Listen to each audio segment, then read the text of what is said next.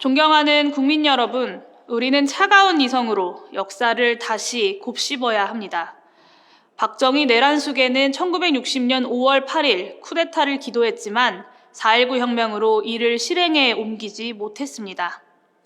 다시 1961년 4월 19일 4.19 혁명 1주년에 또다시 쿠데타를 기도했지만 상황이 여의치 않자 5월 12일로 쿠데타 계획을 연기합니다. 5월 12일 또한 정보가 누설되자 쿠데타를 연기해서 5월 16일 군사 반란을 일으켰습니다. 전두환 내란숙에 1979년 12.12 군사 반란 역시 단 하루에 끝난 쿠데타가 아니었습니다. 그는 이미 11월 초에 쿠데타를 기획했으며 하나회를 중심으로 한 달을 준비한 뒤 12.12 군사 반란을 일으켰습니다.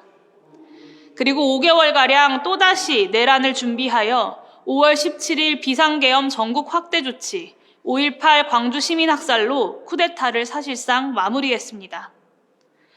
내란의 죄는 사형이 아니라면 무기징역이기에 첫 시도가 실패했더라도 다시 내란을 획책하고 또 다시 내란을 획책합니다. 그것이 우리가 배워야 할 역사의 교훈입니다. 지난 12월 4일의 밤 내란숙의 윤석열의 안가에 행안부 장관, 법무부 장관, 법제처장, 내란 공모자들이 다 같이 모였던 이유가 무엇이었겠습니까? 여기저기서 터져나오는 2차 계엄의 첩보가 정녕 거짓이었겠습니까? 설마 법무부 장관의 말처럼 그 긴박한 상황에 송년회를 하고자 그 내란 공범들이 만났겠습니까? 모두 다 새빨간 거짓말입니다. 그럼에도 지금 이 순간까지 국회에는 윤석열 내란 수괴에게 군 통수권을 다시 한번 맡겨보자라고 주장하는 이들이 가득합니다. 얼마나 외로웠으면 그랬겠냐고 말입니다. 이미 12.3 내란 사태가 실패로 끝났는데 윤석열 내란 수괴가 다시 한번 내란을 획책할 수 있겠냐 말입니다.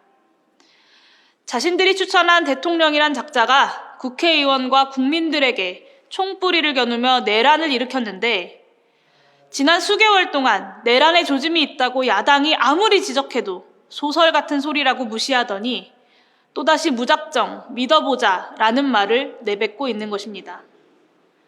사실상 내란 수괴에게 다시 한번 내란의 기회를 열어주자는 것 말고는 다르게 해석할 방법이 없는 말입니다.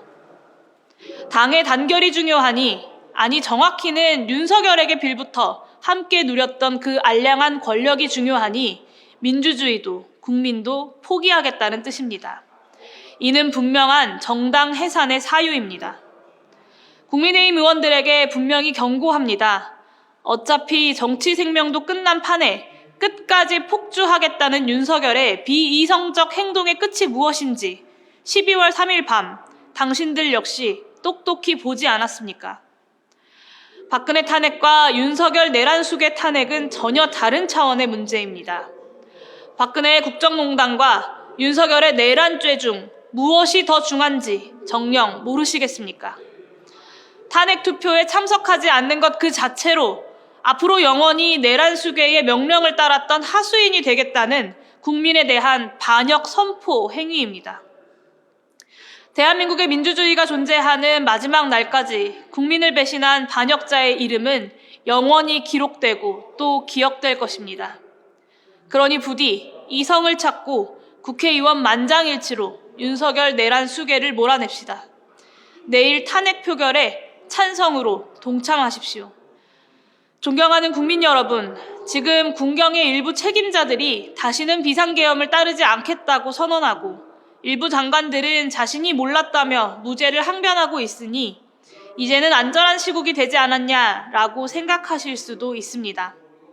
하지만 사태는 아직도 엄중합니다. 12.3 윤석열 내란 사태의 공범들로 가득 찬 국무회의가 버젓이 살아있고 윤석열 내란 수괴가 지시하면 언제든 다시 국회를 막겠다라고 이야기하는 경찰청장도 버젓이 권한을 쥐고 있습니다. 윤석열 내란 수괴의 지시에 따라 특수부대를 국회로 투입했었던 군 책임자들의 후배들이 여전히 군을 통솔하고 있습니다. 저는 도저히 그들을 믿고 평화롭게 일상으로 복귀하자라는 말을 신뢰할 수가 없습니다. 여전히 내란 수계의 편에 서 있는 이들을 믿어서는 안 되듯이 어제는 내란 수계의 편에 붙었다가 정말로 권력이 넘어갈 것 같으니 오늘은 민주시민의 편에 붙겠다 선언하는 이들 역시도 신뢰할 수 없기 때문입니다. 그렇기에 지금 우리가 믿을 수 있는 건 여전히도 서로의 곁에 있는 우리 국민 스스로입니다. 12월 3일 윤석열 내란 사태를 국민들이 물리쳤던 것처럼 지금도 우리 국민만이 서로를 믿고 강장으로 나서 민주주의를 지킬 수 있습니다. 존경하는 국민 여러분, 2024년 12월 7일은 기필코 윤석열 내란 수괴 탄핵의 날이 되어야 합니다. 이를 위해 오늘 12월 6일 서울의 밤은 쿠데타의 밤이 아니라 평화의 밤이어야만 합니다. 그렇기에 간절한 마음으로 호소드립니다. 모두 마지막 힘을 모아 대한민국 민주주의의 보루인 이곳 국회를 지켜주십시오. 지금 당장이라도 오실 수 있는 분들은 국회를 함께 애워싸 지켜주시고 오시기 힘든 분들께서는 영상으로라도 이곳 국회를 주시해 주십시오. 마지막으로 제복을 입은 민주시민이어야 할 군과 경찰 모두에게 분명히 경고합니다. 최상병의 억울한 죽음에 대해 윤석열 내란 수괴가 어떤 짓을 저질렀는지 똑똑히 기억하십시오.